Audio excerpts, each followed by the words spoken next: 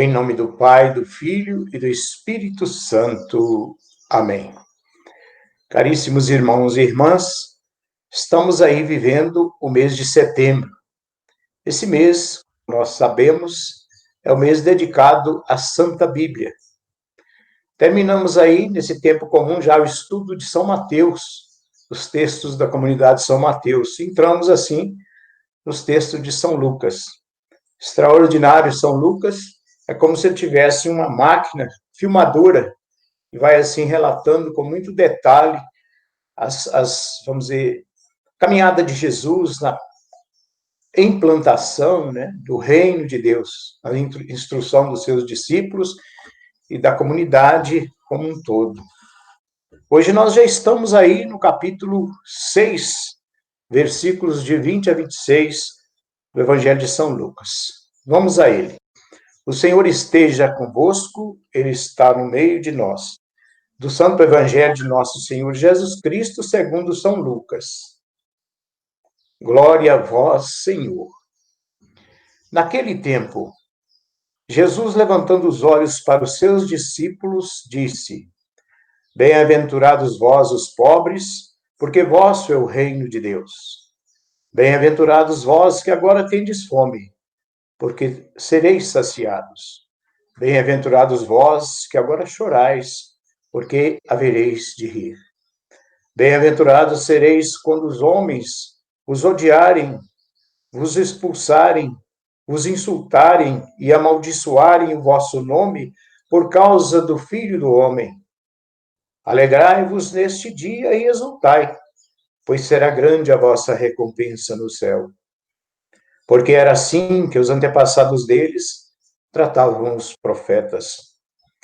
Mas ai de vós, ricos, porque já tendes vossa consolação. Ai de vós que agora tendes fartura, porque passareis fome. Ai de vós que agora rides, porque tereis luto e lágrimas. Ai de vós quando todos vos elogiam. Era assim que os antepassados deles tratavam os falsos profetas. Palavra da salvação. Glória a vós, Senhor. Caríssimos irmãos e irmãs, no texto de São Mateus, que versa sobre as bem-aventuranças, nós encontramos aí 8 bem-aventuranças. No Evangelho de São Lucas, são 4 bem-aventuranças. Vocês sabem, cada um pregou para uma situação diferente. Cada um expôs a palavra de Deus para um público diferente. E recolheram, com certeza, aquilo que mais pudesse ser propício para a conversão, para o conhecimento de Jesus, a vida daquela comunidade. São Mateus, ao falar sobre os pobres, ele acrescenta pobres de espírito. E São Lucas cita apenas pobres. E é muito interessante a gente refletir um pouco sobre essa questão da pobreza. Parece-me, e muitos há de concordar comigo, que existe um mistério colocado na pobreza. Toda pessoa que é pobre, não pobre por ser pobre, ela tem um diferencial, ela é humilde. Toda pessoa que é pobre, ela é humilde. E essa pobreza, que às vezes assusta, né? Não é pobreza de miséria. E a pobreza também não depende de bens materiais. Estranho isso, não é? A pobreza que Jesus quer falar, como diz São Mateus, né? Pobres em espírito, para dizer aquela pessoa que tem o coração aberto. Por quê? Quando você é pobre, o seu coração está livre. Você é uma pessoa humilde. E aí você dá espaço para Deus. É sobre essa questão que Jesus quer chamar a nossa atenção. Porque a partir da humildade, você é pobre no sentido de ter espaço e acolher a palavra de Deus. E a gente encontra aí no dia a dia da nossa vida tantas pessoas que descobriram o segredo que está posto na pobreza, no desapego, na capacidade de perceber além daquilo que é saciável para o corpo, e às vezes até em excesso, perceber além disso uma luz especial, um brilho extraordinário. Vocês vejam São Francisco de Assis, para citar, não citar tantos, né? Mas tantos outros que a gente conhece. São Francisco de Assis abraçou a pobreza e ensinou aos seus seguidores a fazer a mesma coisa para dar espaço para Deus. Tantos são os exemplos nós temos na Arquidiocese de Mariana, também o Brasil e o mundo conheceu, né? Está em fase, processo de beatificação, nosso querido Dom Luciano Pedro Mendes de Almeida, um homem extraordinário, que tinha uma capacidade ímpar, comparado aos outros santos, também se iguala a tantos outros que a igreja nos apresenta como doutores da igreja, né? Doutores que nos ensinaram. Dom Luciano está, ao meu ver, entre esses, não só ao meu ver, mas quem o conheceu e quem trabalha para a beatificação dele sabe disso. E ele era um homem com essa competência toda, a possibilidade de ser uma pessoa extremamente abastada, né? Sabemos que ele é de uma família vamos dizer, com bens materiais, né? Pessoas muito competentes, que se deram bem. Ele também vivia nessa família, mas o que fez? Deixou tudo, porque descobriu na pobreza esse caminho de luz. Então, dos pobres é o reino de Deus, porque abarcam com simplicidade a palavra de Deus e veem naqueles que vivem no desapego o sinal da presença de Deus. Porque se você não se apega àquilo que é corroído, àquilo que destrói, você se apega à luz verdadeira que é Jesus. E aí você encontra o reino de Deus. Um exemplo bonito de humildade que todos nós podemos perceber são aquelas famílias numerosas. Até hoje a gente já não vê mais famílias tão numerosas. Mas a gente via no interior, ainda no interior tem algumas, mas poucas, muito poucas. Nós que fomos criados numa família numerosa, eu acredito que muita gente também passaram nesse crivo, nessa experiência, a gente vê o exemplo santo do pai mais a mãe, que tiveram famílias numerosas, o verdadeiro sinal de humildade. Pessoas completamente desapegadas de si mesmo. Doaram a vida e doam a vida em favor dos outros, em favor dos filhos. Ali eles aprendem o caminho de Deus, aprendem as orações, aprendem os mandamentos, aprendem o respeito às pessoas, aprendem a partilhar, aprendem a cuidar uns dos outros, porque os irmãos mais velhos cuidam dos pequenos e vão assimilando essa humildade e vai assimilando essa pobreza, um dependendo do outro na partilha, e vão crescendo nessa sabedoria aprendida dentro de casa, sem vaidade, sem nenhum tipo de coisas que podem atrapalhar a vida do outro, querem sempre doar-se ajudando. Exemplos extraordinários de humildade.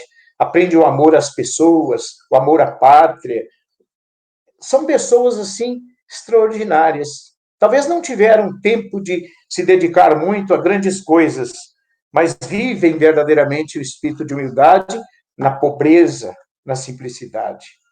Aí, meus caríssimos, Jesus fala para esses públicos, né, São Lucas colocando, fala para os seus discípulos e para a multidão. Fala da pobreza, fala das bem-aventuranças e fala também dos ais. Ai de vós, ai de vós. Ele estava falando para todos, e isso se aplica também para nós hoje.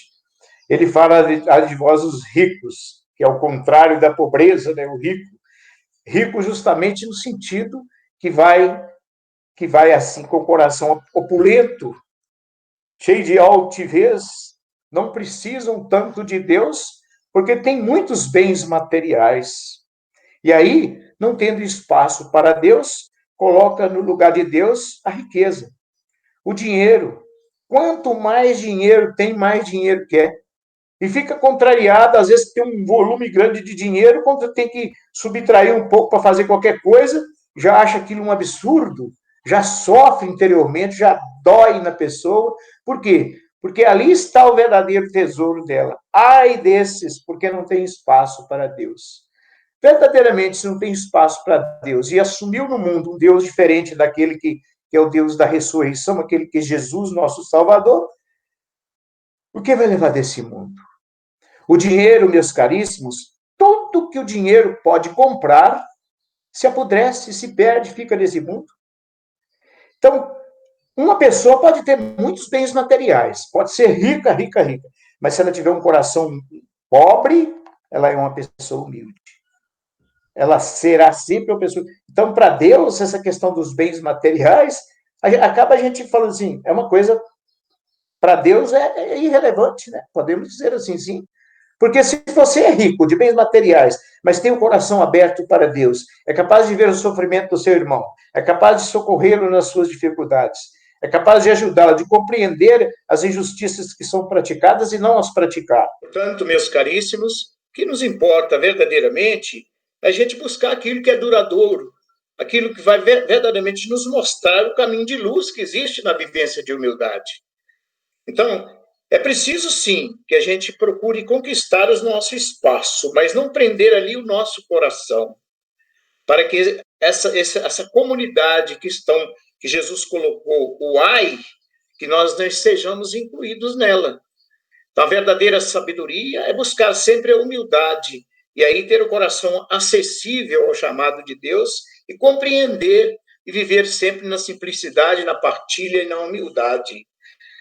E socorrer verdadeiramente aqueles que vivem na opulência, com o nosso estado de humildade e simplicidade, levando a palavra de Deus, mostrando que o caminho de luz passa por um coração simples e humilde.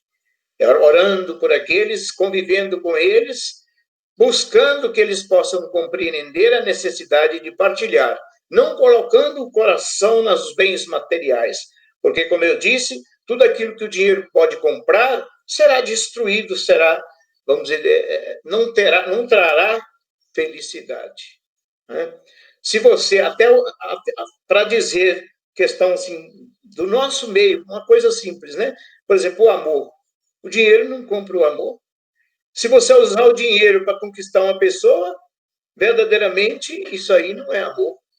Quando tiver uma dificuldade, você estará vivendo uma vida, vamos dizer, se você fizer isso, será um caminho de prostituição. O amor, nem o amor não se compra. Então, viver no amor de Deus é que nós precisamos, aí precisamos da humildade. Que Deus nos abençoe a todos nessa caminhada e que a gente possa verdadeiramente nos ajudar buscando o caminho de Deus, mesmo sendo ricos diante do mundo, não sejamos ricos diante de Deus no sentido de viver contrário à bem-aventurança, que é pobre de coração, pobre de espírito. Que Deus abençoe a todos nós, nos conceda a graça dessa simplicidade para alcançarmos a vida eterna, o reino de Deus. Louvado seja nosso Senhor Jesus Cristo, para sempre seja louvado.